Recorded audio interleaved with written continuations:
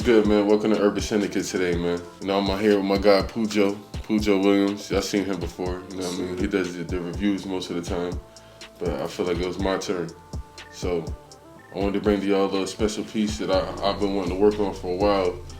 And I finally got it somewhat done. I need to put a flashlight on here, but it's a cheap build, you know what I'm saying? But it's a reliable build. 7.5-inch barrel, nickel boron butt carrier group. You know what I'm saying? I got the bad lever on here. I don't know if you can see that. Got the bad lever, you know. Got the vertical grip mag pull. Got the 6 Sawyer MSR green dot, or red dot. I got the M-Bus. These are Gen 3s, Gen 4s, irons with the 6 Sawyer. It's cheap, like $35 ambidextrous charging handle. See, there's nothing in there. We ain't stupid, man. Please let them know. We ain't stupid. Right, come on, man. Right. I got the Sylvan Arms folding stock. How does that fold again? See this little latch right here? Nice. Little latch right here. You just push that in, and it just folds easy. You know what I'm saying? Now, I had this for a while, and I done played around with it for years, so it kind of a little loose. But when you first get it, it has a nice little tension right there. I'm pretty sure I could tighten that up. Is that something that you could fix? Is that something that you could like tighten up? I'm pretty sure you can. I'm pretty sure you can. But if not, you know what I'm saying, I just buy another one because they kind of cheap. Okay. You know what I'm saying? You got the little tacticals that go for about like maybe $250, $275, but you can find these for like between $100 to $150. So, you know what I mean? Pretty decent. It's all on what you want to build. But this is a cheap build to me. I just putting this shit together for fucks and shits and giggles. But I wanted a theme. For some reason, when we first started this channel, I felt like each gun had to have his own theme to it. And I always wanted a Joker gun, but I didn't want the Heath Ledger Joker, the typical Joker that you normally see. I wanted the Jared Leto Suicide Squad Joker. And I had this guy, my guy, our guy, everybody's guy, Roger, over there at Aim True Customs. He Cerakoted this for me. He did the etching. I'm not gonna flag myself, but it's actual etching on it? Yeah, it's actually etched in there, like, you know what I mean? Into the gun? Yeah, into the gun, G. You know what I mean? It's hard. It's hard.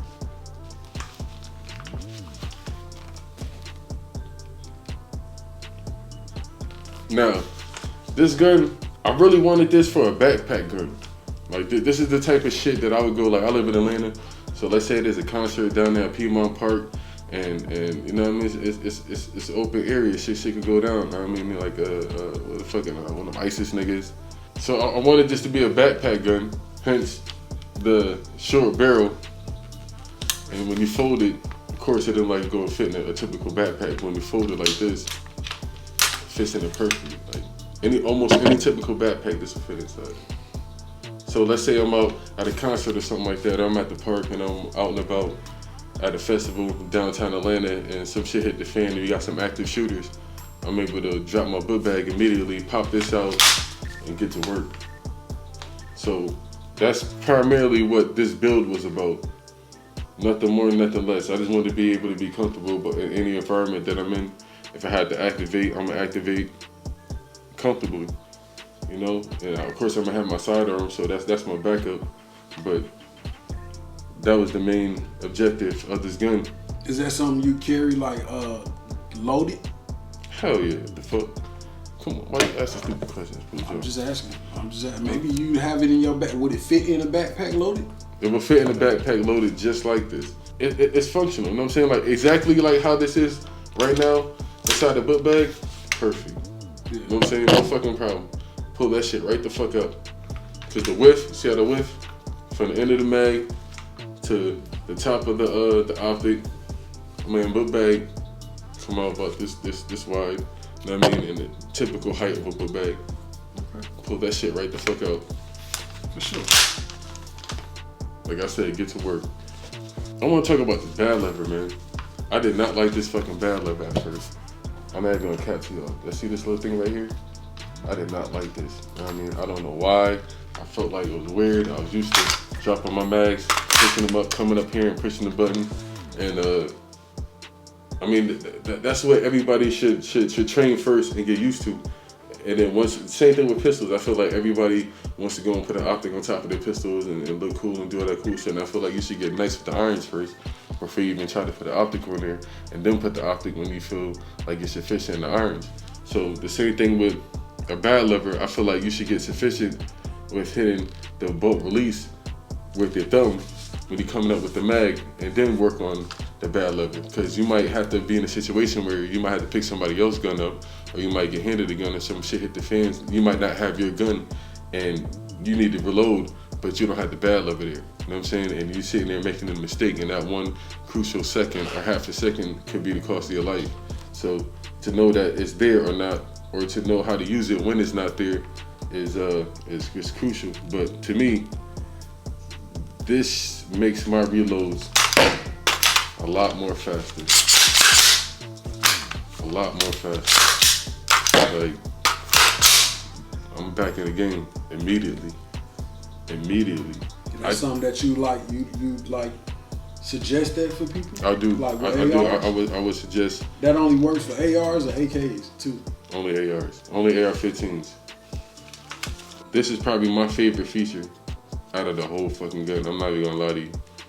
I mean, there's not too many things on here. I mean, yeah, I got the folding stock, but this bad lever, as far as like compatibility and to be able to be functional and efficient as fast as possible, that bad lever is everything to me. I don't give a fuck about anything else on this gun, not even the ambi, you know what I'm saying, charging handle. I could do without. I could just have a basic AR-15 stock mil-spec charging handle and be just fine. But that bad lever is something that I actually really need. This Xerio MSR, hey, this is probably the lowest I would go for an optic. I mean, you can find them now probably like $79. I think at the time it cost me about $150, $120 something. But this MSR, this is probably like the lowest I would go as far as cheap optic. I mean, you can do the Bushnells if you want to and go on Amazon. It's your money. You know what I'm saying? When you say you buy once, cry once. Buy once. Yep. I ain't never had a problem with any of the Sig Sauer MSRs or Sig Sauer optics that cost less than $200. They all did fine to me. I be throwing these bitches around. Y'all see it. Like, so, and they're all reliable. Like, I never really had a problem with these optics. So for the money and for the price, to start out, I mean, eventually you're gonna probably want to upgrade. You're probably gonna want to take some of your builds a lot more serious. Like, this build is not as serious to me as some of your builds might be, or some of my other builds that obviously I spend more money on other guns that I have up here, other optics, than I would on this one. But this is the lowest I would go as far as a budget optic, and reliable one at that. This Sylvan Arms folding stock, I haven't had any problems with it. A lot of people, you know what I'm saying, they want to be Gucci, and the whole law tactical, I get it. You spend a whole extra $100 more than the Sylvan Arms, so you feel like it's superior, and it probably is superior, more sturdier. But I done shot like how much, like how many rounds have this little shit right here? Cause this is an adapter that comes with it, so you gotta have this in here for the extension, so it hits the bolt carrier group, and it can blow back and hit the buffer spring, and that can go back. So it's like, bro, well over this shit got thousands and thousands of rounds through this shit. So like, you can say what you want about Sylvan Arms. I hear like a lot of shit talking on the internet about Sylvan Arms folding stocks compared to Law Tactical, but I got thousands of rounds with this folding stock going ape shit, and I haven't had any problems yet. So, I mean, like, we run our shit. You know what I'm saying? Like, there's no, oh yeah, I shot a couple rounds. No, we run all our shit. Like, we run the fuck out of our shit. So it's like, when I tell you that we know, I honestly didn't think it would last long. I thought that I would have to go replace this and go get a Law Tactical at one point. I'm not gonna lie to you, because I didn't think that it would last or hold up to it, but I haven't had a problem yet. So You plan on doing anything else too? I'm probably gonna get a light to go up here. That's probably the only thing I'm missing is a light. Add that. That's pretty much it. Now the Cerakote job, man. This guy Roger went ape shit. Like, he got hidden shit all over this gun. Like, this shit all over. Like, you can take the optic off up here and there'll be some shit under there. You can take this off and there'll be some shit under there. Yeah, shout out Aim True LLC, man. They definitely do their thing, man. You can see back here, it got little etchings, the Harley Quinn, their initials, and when it comes together, bang, bang. It's like little shit like that. You know what I mean? He got, like, you wouldn't have seen that. You wouldn't have seen that if I didn't take it off. You know what I'm saying? Like, he got like little shit under here, like, look, just all over the place. Shit is so hard, man. And sometimes I sit here and I still find shit. I'm like, oh, I never noticed that. Like, and I think that's the beauty of the art. Did you do anything to the trigger? You got any kind of trigger? Nah, you know, I didn't do anything to the trigger. I kept that mil-spec. Actually, all my guns have mil-spec triggers in them. Those are probably the only things I haven't switched out on those guns or any of my guns. They're all stock. They're all stock. For some reason, I feel like, oh, except for the AK 104, that PSA AK 104 that has the ALG in it. And what was that? A 3.5 pound? Something like that. It's like 3.5 pound, right? Yeah. It's like crisp as fuck. Like, that shit is smooth as hell. Crispy. So it's like I don't change out my trigger at all. I kind of keep it mil-spec. I don't have a problem with it. I mean, I'll eventually upgrade it, but they never bother me. Like I said, I never really had a problem with it. I like to get nice at the mil-spec stuff and then move on to the more enhanced stuff. It's just something about me just having to master a gun that's basic as hell, like with just irons or just a basic optic, and then moving up to the shit that makes it easier, like the bad levers, you know what I'm saying, and the enhanced triggers and stuff like that. Like, that's just me, but. And it's probably a good tip for new shooters, you know what I'm saying? Because most people ain't gonna go in and buy a new trigger and they first gun, buy a new trigger, buy a new, you know, bolt carrier group and stuff like that to try to enhance the firearm. So for regular shooters, people who just go out to the range from here and there, it's always great to start with all your mil-spec stuff. Because I mean, if you become a gun enthusiast, you're gonna make adjustments and you're gonna modify your firearm to your liking the more you shoot it and become familiar with it. So yeah, I think that's a great tip, bro. Definitely, and you're gonna modify it a lot. Well, the more knowledge you have and what you perceive, what your build and what you're trying to accomplish, that'll make it a lot more easier instead of just winging shit.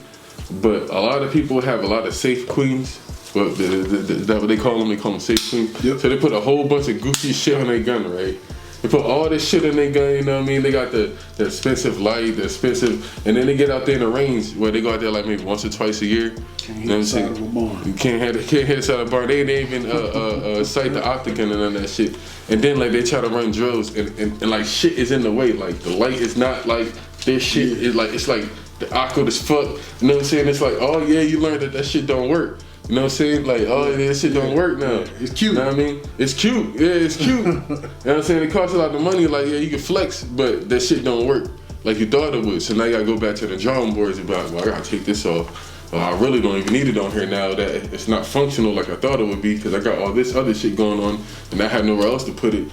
So it's like, well, I'm gonna have to compensate for that in training, you know what I mean? Or with another product that might fit that purpose, but a lot of that goes into play with getting your first AR, but mainly it's training, and through training you will know what you want in your gun and what you need in your gun. Like I said, I did not like the bad lever at first during training. It was awkward as fuck to me. I went back to the old way, how you normally do it. I mean, it was straight, but something just said, yo, go back. I think I was watching the T-Rex Orange video, and he was out there training his colleagues. He had like all his employees out there, and they was doing like little drills and stuff like that, and they had their own guns. So one of them didn't have a bad lever on it, and he was like, well, why you not running the bad lever?